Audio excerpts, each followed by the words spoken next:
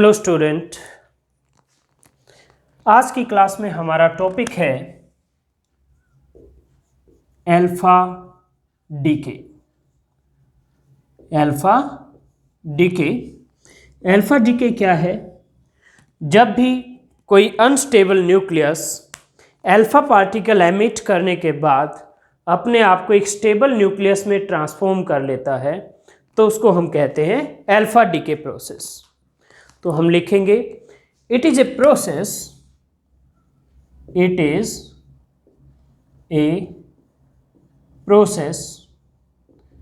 in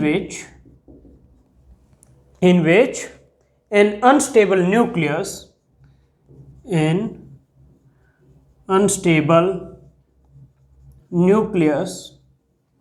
transform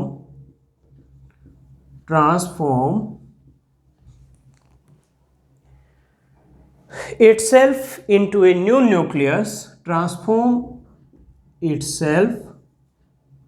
into a new nucleus, or other nucleus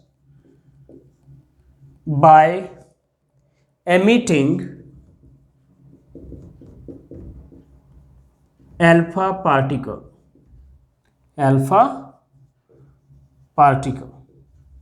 ये है alpha decay की definition. तो मान लीजिए आपके पास एक न्यूक्लियस है जिसको हमने रिप्रेजेंट किया ZX A से। तो अगर ये अल्फा पार्टिकल एमिट करता है, अल्फा पार्टिकल क्या है? हीलियम न्यूक्लियस होता है बेसिकली वो। तो यहाँ पर जो डॉटर न्यूक्लियस बनेगा Y, तो इसका क्या होगा? Z की value Z-2, so that Z-2 + 2 total Z constant, और Y का मास नंबर होगा A-4, so that A-4 + 4 A के इक्वल, टोटल A भी कांस्टेंट। और साथ में कुछ एनर्जी रिलीज होगी, तो ये Q एनर्जी रिलीज को रिप्रेजेंट करेगा। और Q की वैल्यू क्या होगी? मास of nucleus of X minus mass of nucleus of Y minus mass of alpha particle into C²। तो ये जो ब्रैकेट में ये क्या होगा? मास डिफेक्ट होगा बेसिकली इस इक्वेशन का। ओके, जैसे हम अभी एक दो इक्वेशन लिखते हैं अल्फा डीके से रिलेटेड। तो इनमें से एक इक्वेशन है यूरेनियम से रिलेटेड और एक पोलोनियम से रिलेटेड।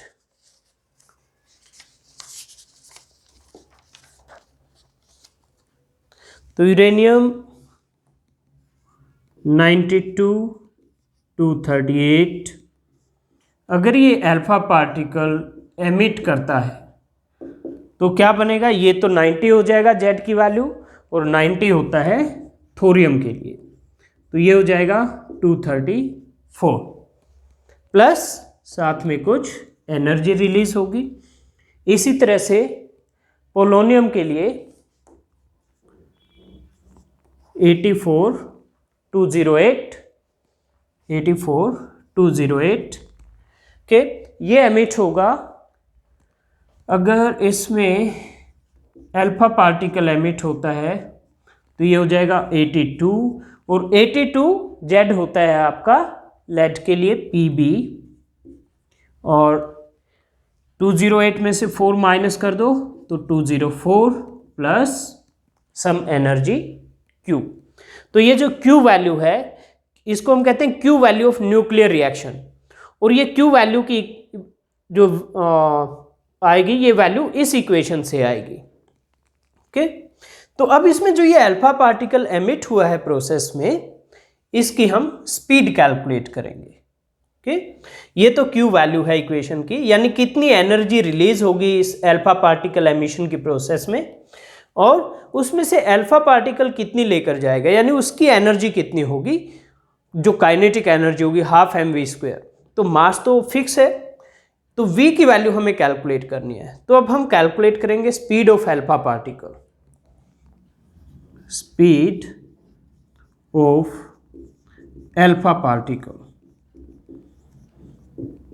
तो हम मान लेते हैं कि इनिशियली ये जो न्यूक्लियस है ZXA ये रेस्ट पर है। लेट इनिशियली न्यूक्लियस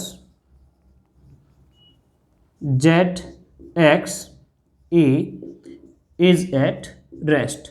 अगर ये रेस्ट पर होगा तो इसका मोमेंटम क्या होगी, 0 होगी। और डिसइंटीग्रेट होने के बाद ये एक अल्फा पार्टिकल बनाता है और एक डॉटर न्यूक्लियस Y। ये जो Y है इसको हम डॉटर न्यूक्लियस कहते हैं। ओके, तो अपॉन डिसइंटीग्रेशन लेट Y की जो स्पीड होगी Vy होगी और अल्फा पार्टिकल की जो स्पीड होगी वो V अल्फा होगी। ओके, तो upon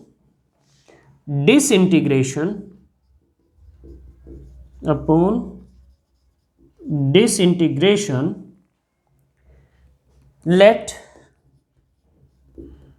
Vy and V alpha be the velocities of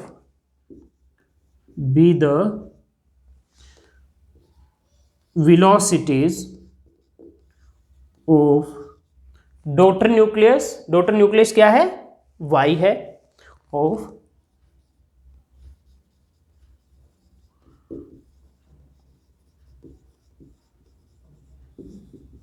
and V alpha किसकी है, अल्फा पार्टिकल की velocity. Daughter nucleus and alpha particle respectively. तो ये वेलोसिटीज है अपॉन डिसइंटीग्रेशन। अब स्टूडेंट, क्योंकि आपका ये न्यूक्लियस इनिशियली रेस्ट पर था तो यानी इसकी मोमेंटम 0 थी, तो अपॉन डिसइंटीग्रेशन भी बाय मोमेंटम कंजर्वेशन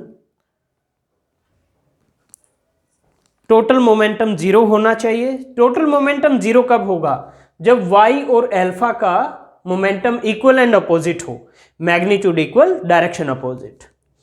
तो हम इनकी मैग्नीट्यूड को इक्वल रख देते हैं। तो by momentum conservation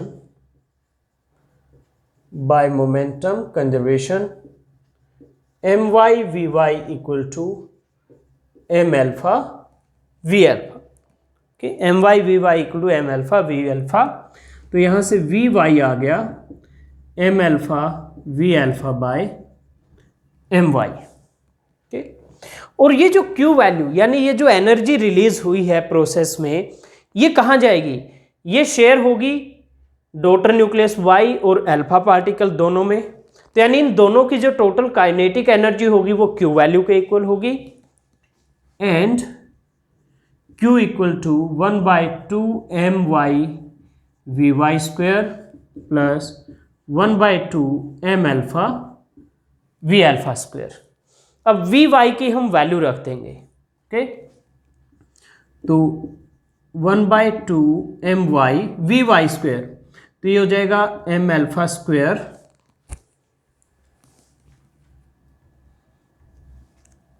M alpha square V alpha square by Vy square, sorry My square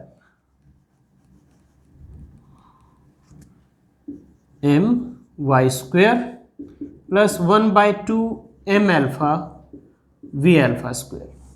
अब हम क्या करेंगे, इसमें से 1/2 M alpha V alpha square common ले लेंगे,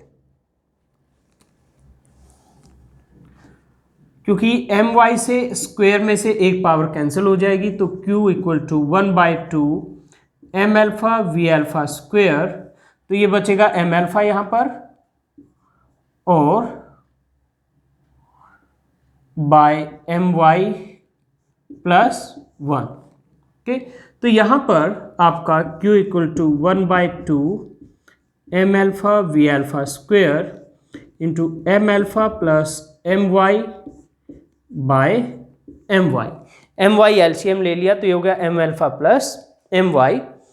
अब मैं ये My को इधर मल्टीप्लाई कर देता हूँ, तो My Q equal to 1/2 M alpha V alpha square into M alpha plus my।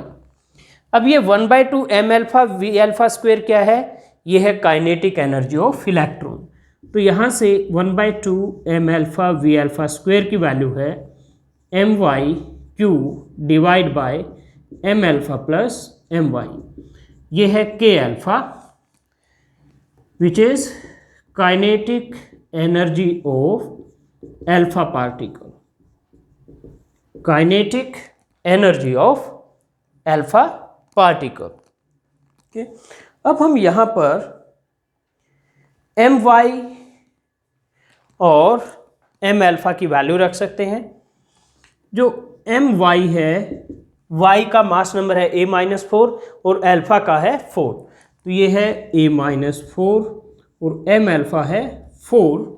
ये वैल्यू यहाँ पर रख देते हैं, तो k अल्फा आपका आ गया equal to k alpha equal to, यहाँ पे इस फॉर्मूले में ये वैल्यू रखेंगे, my है a-4 by m alpha plus my, m alpha plus my, तो क्या होगा -4 + 4 कैंसिल होगा, अगर दोनों को ऐड करेंगे तो सिर्फ a आ जाएगा इंटू q।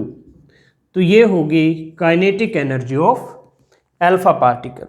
तो क्योंकि a की वैल्यू और q की वैल्यू फिक्स है, तो जितने भी अल्फा पार्टिकल एमिट होंगे उन सभी की काइनेटिक एनर्जी सेम होगी।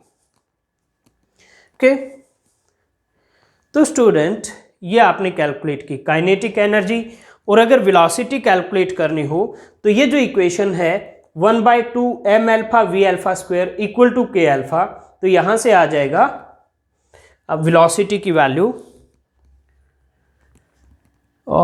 मैं यहां लिख देता हूं। ओके, ये जो मैं इसके यानी इस इक्वेशन के नीचे आपको लिखना है अपनी नोटबुक में, क्योंकि आपके पास है 1/2 m alpha v alpha square equal to k alpha, तो यहाँ से v अल्फा आ गया twice of k alpha by m alpha का अंडर रूट।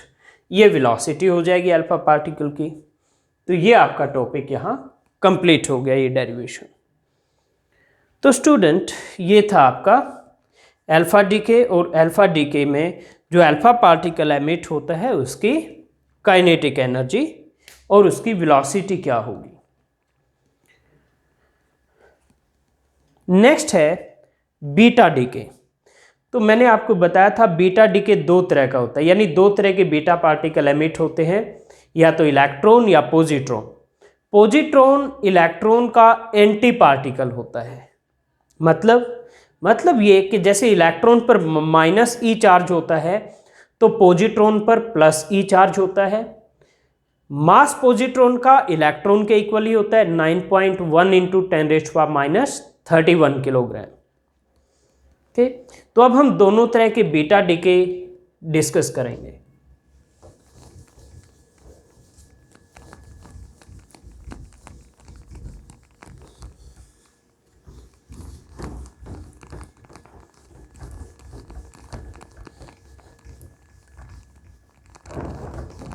ओके, तो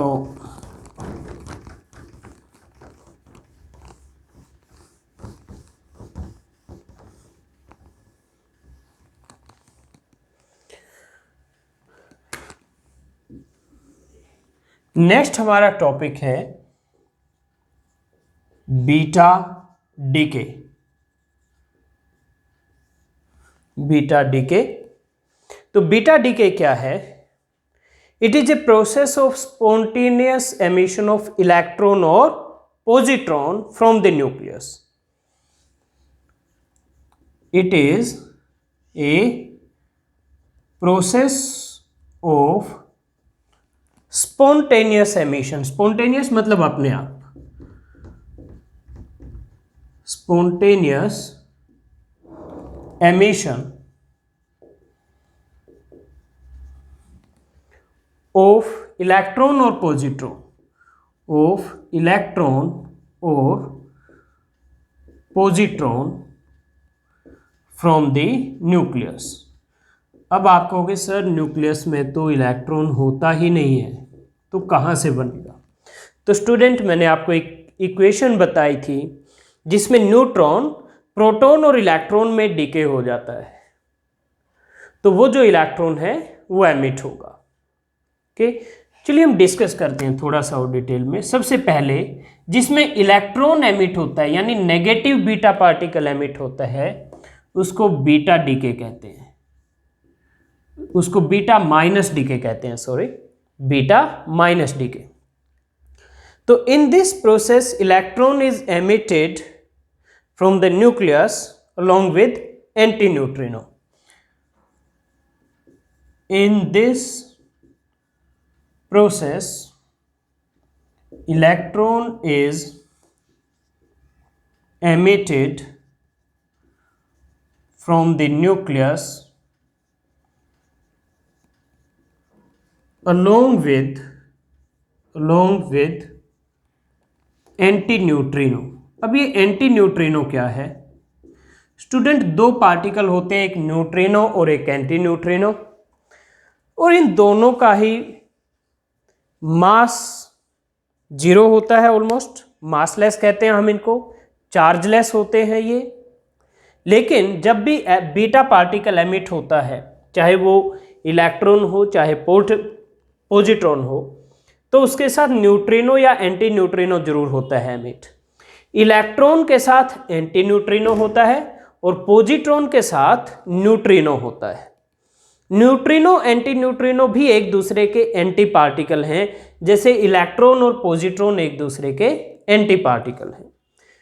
ओके, अगर आपको ज़्यादा ये अपने माइंड में एक्सेप्ट करने में मुश्किल हो रही है तो आप यहाँ पर सिर्फ इतना समझ लीजिए कि आपको इक्वेशन में लिखेंगे कि आपकी अगर ये इक्वेशन है ZXA और इसमें एक इलेक्ट्रॉन एमिट होता है तो जो डॉटर न्यूक्लियस बनेगा वो Z+1YA प्लस एंटी न्यूट्रिनो, इसको ऐसे लिखेंगे इक्वेशन में, और साथ में कुछ एनर्जी भी रिलीज होगी इस इक्वेशन में। ओके, अब हम कहते हैं कि किस तरह से एमिट होगा, किस तरह से एमिट होगा।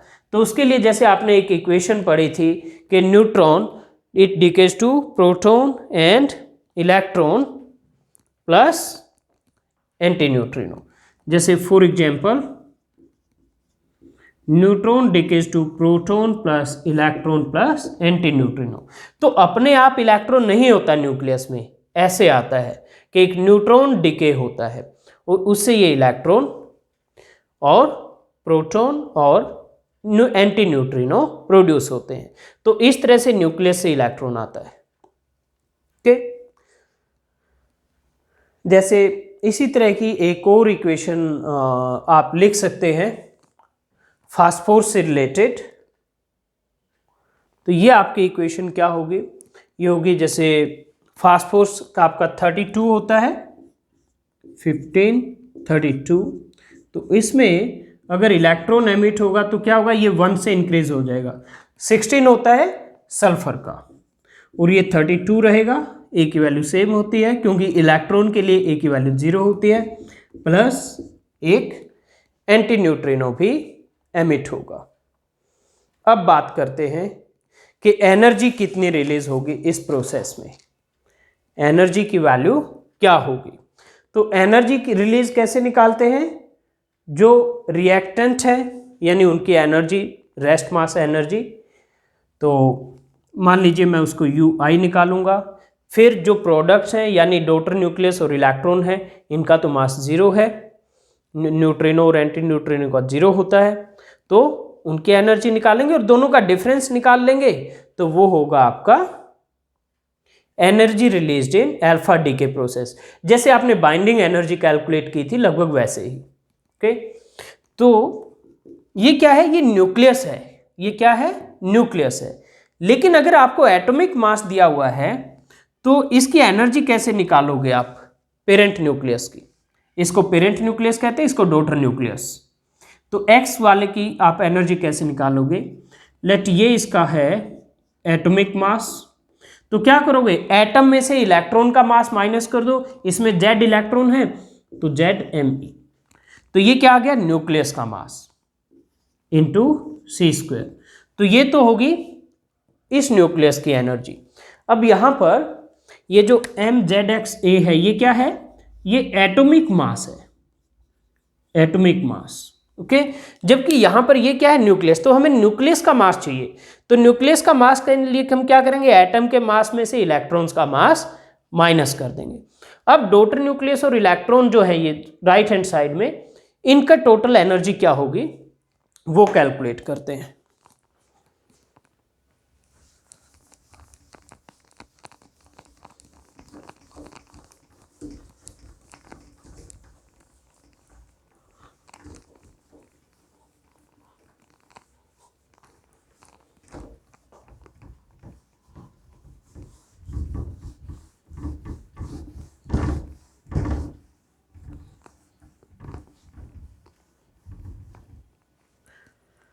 ओके, तो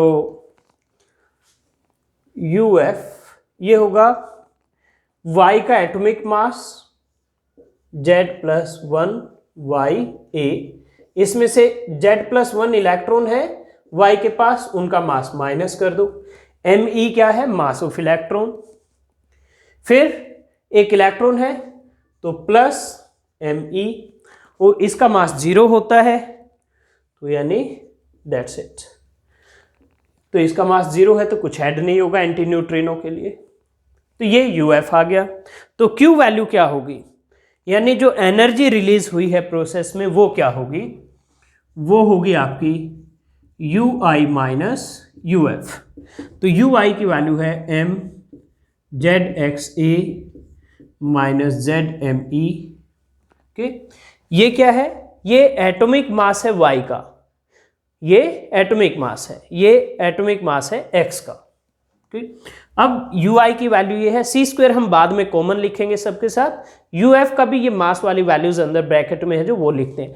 तो माइनस mZ+1 YA, ये माइनस माइनस प्लस हो जाएगा Z+1 ME, और माइनस प्लस ये माइनस प्लस माइनस हो जाएगा इंटू C²। ओके, तो माइनस ZME और ये प्लस ZME कैंसल, और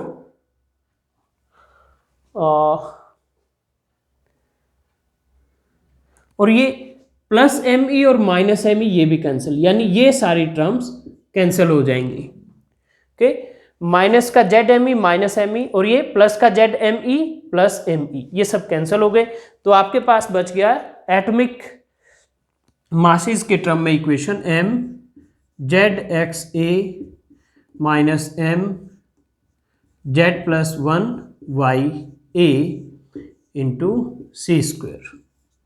तो ये है Q वैल्यू। ओके, ये है Q वैल्यू। तो बेसिकली Q वैल्यू क्या थी, मास of nucleus of X into C² minus ये क्या है, ये पहली दो टर्म ये और ये क्या रिप्रेजेंट करती है, मास of nucleus of Y, atomic mass minus mass of electron. तो ये न्यूक्लियस ऑफ Y का मास प्लस ये जो इलेक्ट्रॉन एमिट हुआ है उसका मास। तो ये था स्टूडेंट बीटा माइनस डीके, जिसमें यानी इलेक्ट्रॉन एमिट होता है।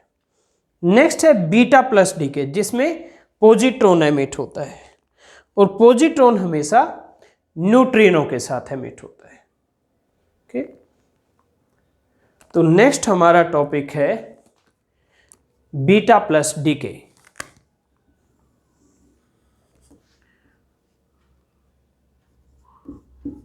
Beta plus decay. तो in this process positron is emitted from the nucleus along with neutrino. In this process positron is emitted from nucleus along with a neutrino. Neutrino anti neutrino का anti particle है, या फिर आप ये कहिए anti neutrino neutrino का anti particle है। दोनों चार्जलेस हैं, मासलेस हैं। ओके, तो इसकी इक्वेशन क्या होगी, ये न्यूक्लियस है, MZXA, ये न्यूक्लियस अगर पॉजिट्रॉन एमिट करता है, इलेक्ट्रॉन के लिए यहाँ क्या था -1, पॉजिट्रॉन के लिए +1, क्यों? क्योंकि पॉजिट्रॉन पर +E चार्ज होता है और इलेक्ट्रॉन पर -E, मास दोनों का सेम होता है, इलेक्ट्रॉन और पॉजिट्रॉन का। तो ये अगर यहाँ +1 है तो डॉटर न्यूक्लियस Y के लिए यहाँ Z-1 हो जाएगा, so that total Z is constant, और A +0 A ये भी सेम है, प्लस एक न्यूट्रिनो एमिट होगा। तो ये न्यूक्लियर रिएक्शन होगी बीटा प्लस डीके के लिए। अब इसके लिए भी हम इसी तरह से UI और UF की वैल्यू निकालेंगे और फिर Q वैल्यू यानी total energy released in the reaction calculate करेंगे। तो UI ये क्या होगा? मास of nucleus of X into C², mass of nucleus of X into C²। तो एटॉमिक मास के टर्म में ये कैसे लिखेंगे? M, यहां पर भी क्या था, ये मास of nucleus of X into C²। Mass of nucleus ये है atomic mass minus mass of electron, तो ये ऐसे ही लिखा जाएगा MZXA माइनस MEC²। ओके, अब यहां पर भी ये जो MZXA है ये क्या है? एटॉमिक मास है, एटॉमिक मास। ओके, इस इक्वेशन में भी ये भी एटॉमिक मास है और ये भी एटॉमिक मास है। अब UF की वैल्यू लिखेंगे।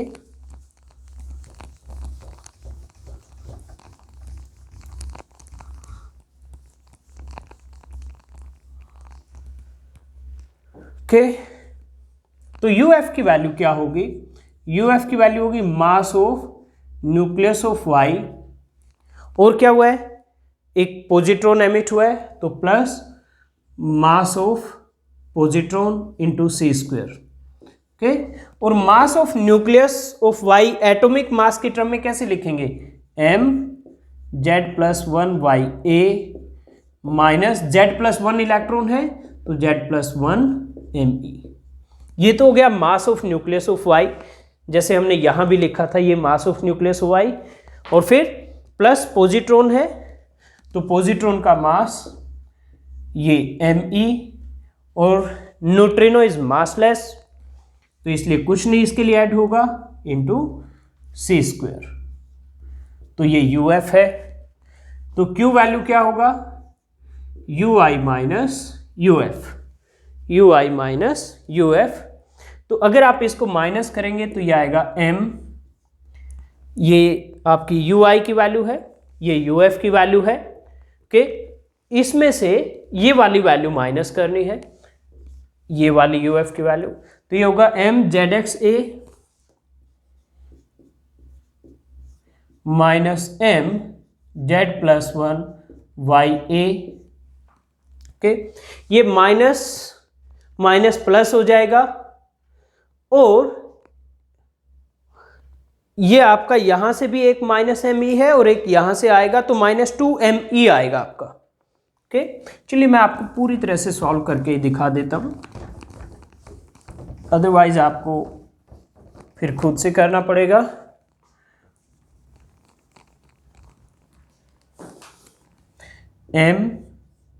MZXA minus ZME minus MZ+1YA, और ये माइनस माइनस प्लस Z+1ME, और माइनस और plus minus ME into C²। Okay, तो ये माइनस ZME और ये प्लस ZME कैंसल, सॉरी यहाँ Z-1 है, हमने यहाँ बाय मिस्टेक इसको Z+1 लिख दिया है और यहाँ भी Z+1 लिख दिया है, हमें इसको ठीक करना पड़ेगा। ये Z-1 होगा और ये भी Z-1 होगा, यहाँ पर भी Z-1 होगा और यहाँ पर भी Z-1 होगा। ओके, तो ये आपका आ जाता है माइनस जेड एम ई और plus Z m e cancel, तो माइनस एम ई और minus m e, minus two m e बचेगा ये, तो m Z X A minus m Z minus one Y A minus two m e c square.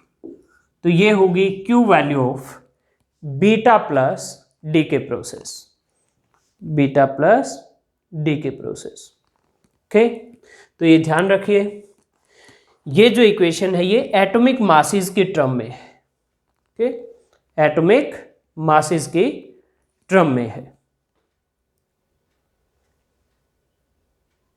तो जैसे beta plus DK की एक equation है 11 sodium 22, तो इसमें अगर एक पॉजिट्रॉन एमिट होता है तो ये क्या रह जाएगा, 10 10 होता है नियॉन के लिए, 22 प्लस न्यूट्रिनो।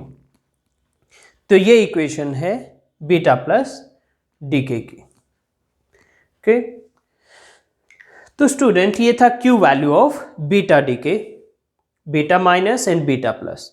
अब इसमें से बीटा पार्टिकल की एनर्जी क्या होगी, जो टोटल क्यू वैल्यू है ये डॉटर न्यूक्लियस वाई भी लेकर जाएगा और कुछ इलेक्ट्रॉन या पॉजिट्रॉन यहां जो होगा वो भी लेकर जाएगा और कुछ वैल्यू न्यूट्रिनो या एंटी न्यूट्रिनो भी लेकर जाएंगे, तो यानी तीनों में स्प्लिट होगी। ओके, तो अब हम डिस्कस करेंगे कि बीटा रेज जो हैं, बीटा पार्टिकल है, उनकी एनर्जी क्या होगी।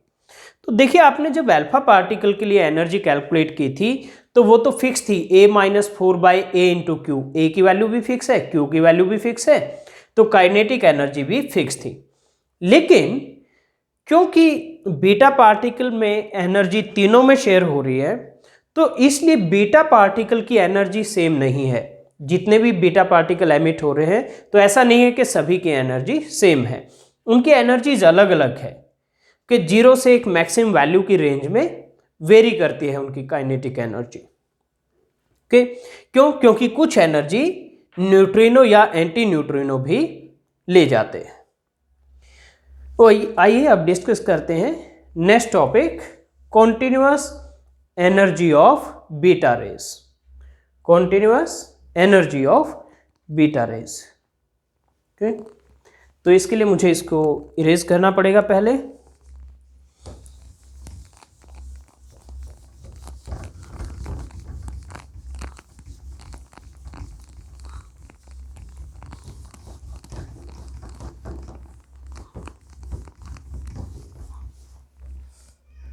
ओके, तो टॉपिक है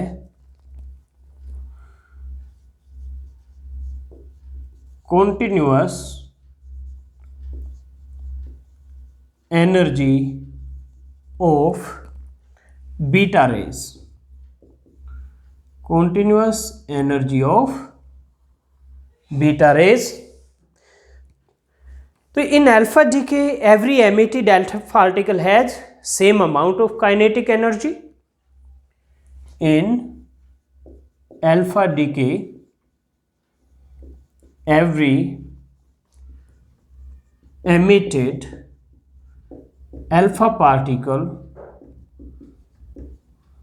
has same amount of kinetic energy. However, in beta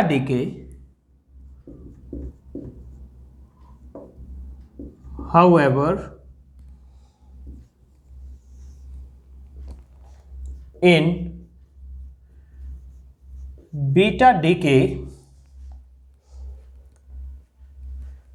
the disintegration energy is shared. The disintegration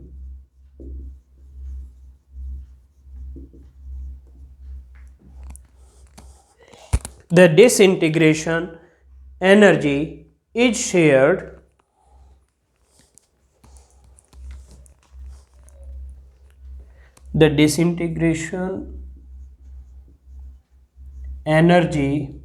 is shared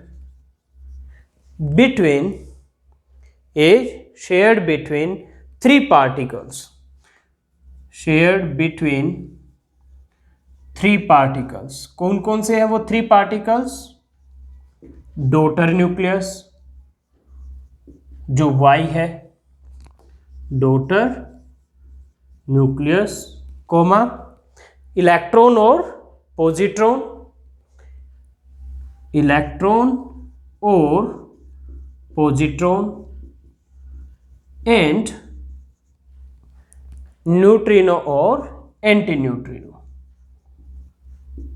neutrino और एंटी न्यूट्रिनो, न्यूट्रिनो और anti neutrino. So as a result of this, all beta particles do not have same kinetic energy. As a result of this, all beta particles do not have same kinetic energy. Kinetic energy. Their energy varies from 0 to a maximum value. Their energy varies from 0 to a maximum value. तो इनकी जो kinetic energy है वो 0 से एक maximum value के बीच में लाई करती है। तो इस वजह से बीटा पार्टिकल की जो एनर्जी है वो कॉन्टिन्यूअस एनर्जी है, मीन्स उनका जो एनर्जी स्पेक्ट्रम होगा वो एक कॉन्टिन्यूअस एनर्जी स्पेक्ट्रम होगा। सो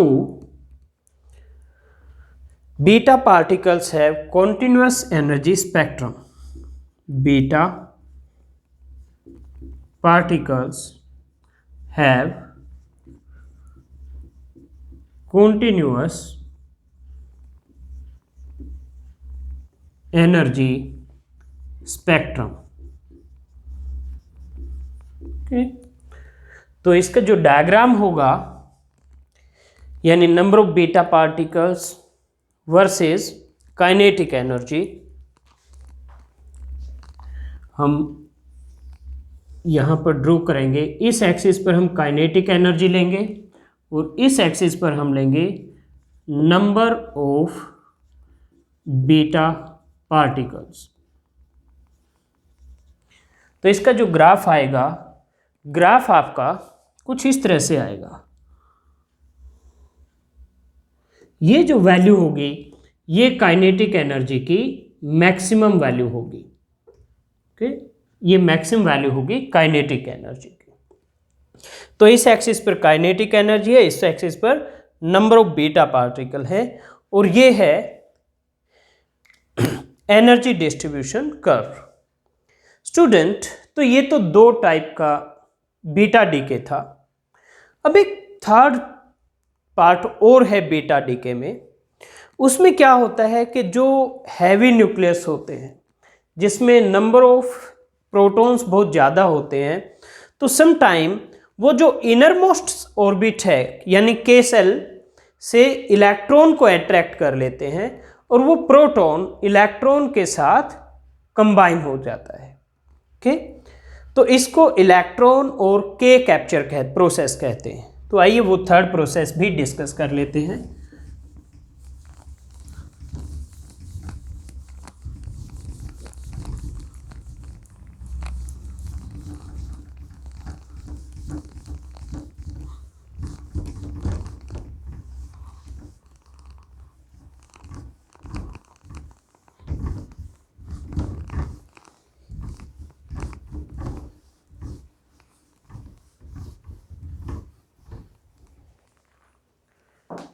ओके, तो सी पार्ट है इलेक्ट्रॉन और के कैप्चर। इलेक्ट्रॉन और के कैप्चर। तो हम यहां लिखेंगे some proton rich nuclei, some proton rich nuclei captures an atomic electron,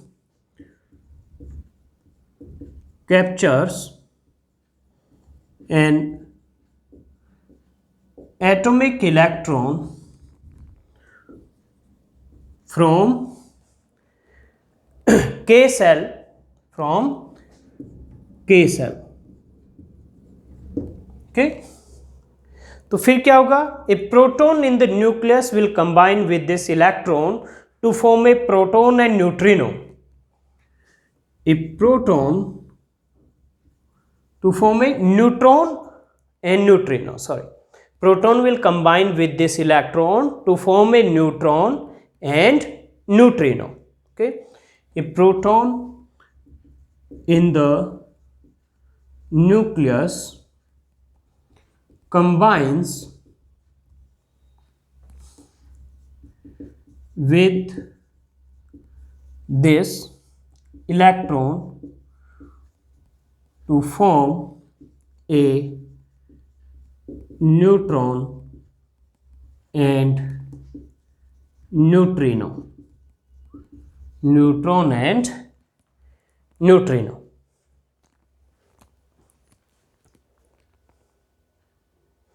तो इसमें जो आपकी इक्वेशन होगी वो क्या होगी?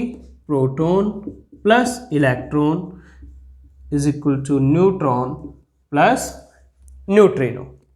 तो यानी अगर आपके पास एक न्यूक्लियस है ZXA, इसने एक इलेक्ट्रॉन को कैप्चर कर लिया, तो डोटर न्यूक्लियस का Z क्या होगा? Z-1, और ये हो जाएगा A+0 A plus neutrino. Okay, तो इसमें फिर से हम कैलकुलेट करेंगे UI और UF की वैल्यू. तो UI और UF की वैल्यू कैलकुलेट करने के लिए हम क्या करेंगे? पहले इसकी इक्वेशन क्या आएगी? इसकी इक्वेशन आएगी मास of nucleus of X plus mass of electron into C². और mass of nucleus of X की क्या होगी? एटॉमिक मास के टर्म में m ZXA माइनस ZME, ये होगा मास ऑफ न्यूक्लियस. ये क्या है? Atomic mass. Minus mass of electron करोगे तो न्यूक्लियस का मास आ जाएगा, प्लस ME इस इलेक्ट्रॉन का मास, ME C². ये तो UI की वैल्यू आ गई. इसी तरह से आप UF की वैल्यू कैलकुलेट करेंगे. ओके, तो UF की वैल्यू क्या आएगी? UF की वैल्यू होगी मास of nucleus of Y, mass of nucleus of Y into C². तो मास ऑफ न्यूक्लियस ऑफ Y क्या होगा? Atomic mass of Y minus mass of Z-1 electrons. Okay, तो ये आपका हो गया मास of nucleus of Y into C². तो atomic mass of Y minus mass of Z-1 electron, ये क्या है? एटॉमिक मास ऑफ Y, ये atomic mass of X. Okay, तो Q वैल्यू क्या होगी? ये होगी UI माइनस UF. तो इसमें से आप ये माइनस कर दीजिए, तो आपका आंसर आ जाएगा M ZXA minus M Z-1 YA into C². ये सब कैंसिल हो जाएगा. माइनस ZME और ये माइनस माइनस प्लस होगा, ZME कैंसिल. ये प्लस ME और minus minus plus, plus minus minus ME, plus ME minus ME वो भी कैंसिल हो जाएगा. तो बाकी सब कैंसिल हो जाएगा, सिर्फ ये बचेगा. तो ये होगा आपका Q value of K capture process. Student, तो ये था ऑल अबाउट बीटा डीके. अब इसमें जो वैकेंसी क्रिएट हुई है के सेल में, क्योंकि के सेल से एक इलेक्ट्रॉन एब्जॉर्ब हुआ है, तो वैकेंसी क्रिएट हुई है, तो उसमें क्या होगा, तो वो फिल होगी by transition of electron from outer shell. और जो आउटर शेल से अगर के सेल में कोई ट्रांजिशन होगी तो क्या होगा, एक रेडिएशन प्रोड्यूस होगी, और वो रेडिएशन यूजली आपकी एक्स रेज होती है। Okay, so the vacancy created in के cell, the vacancy created in K cell is filled by transition of electron, is filled by transition of electron from outer shell, by transition of electron from outer shell. This results in emission of, this results in emission of characteristic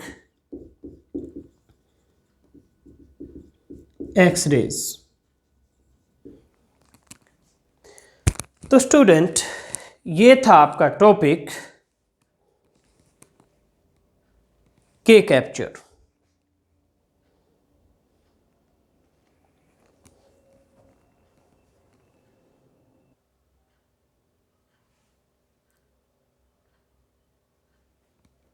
next हमारा topic है gamma DK, तो उसके लिए मैं board को clean कर देता हूं।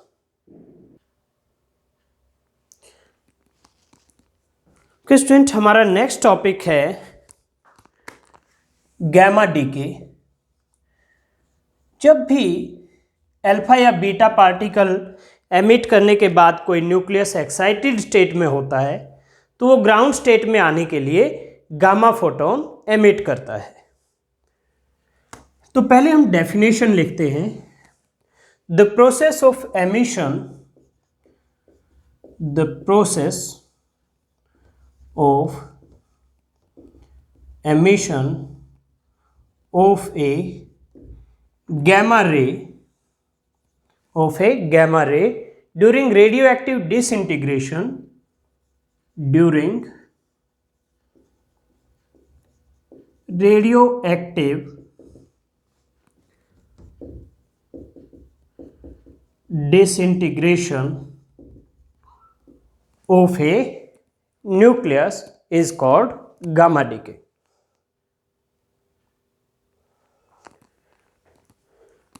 During radioactive disintegration of a nucleus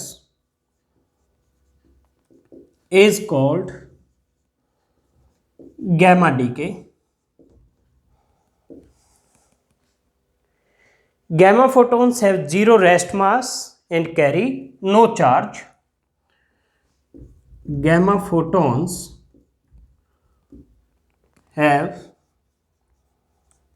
zero rest mass and carry no charge. Zero rest mass होता है और कोई भी इन पर चार्ज नहीं होता।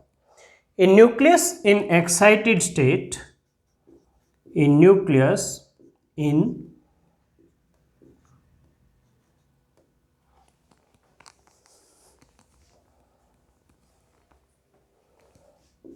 in excited state comes to ground state, comes to ground state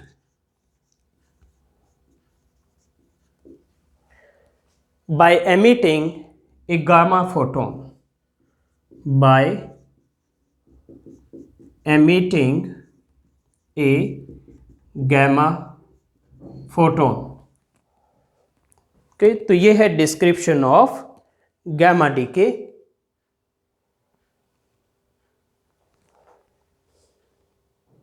okay, तो एक न्यूक्लियस को हम एक्साइटेड स्टेट में इस तरह से लिखेंगे ZXA, और एक्साइटेशन के लिए यहाँ स्टार सिंबल लगेगा। ओके, तो ये जब ग्राउंड स्टेट में आएगा तो ग्राउंड स्टेट में इस तरह से लिखेंगे, प्लस एक गैमा फोटोन एमिट होगा।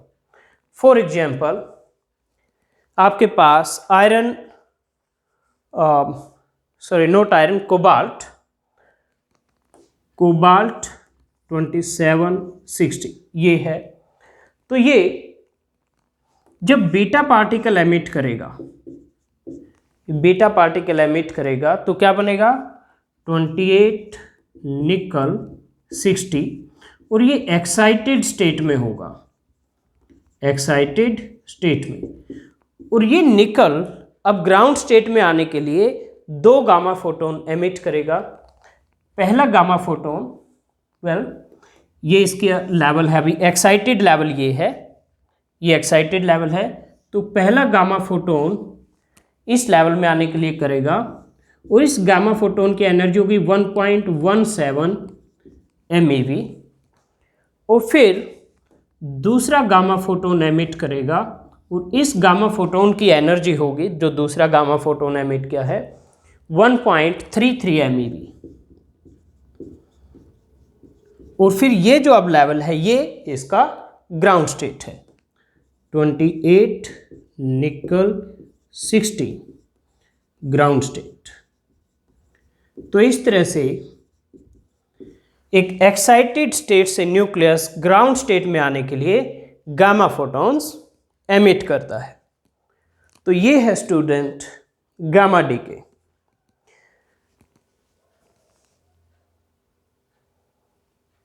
ओके,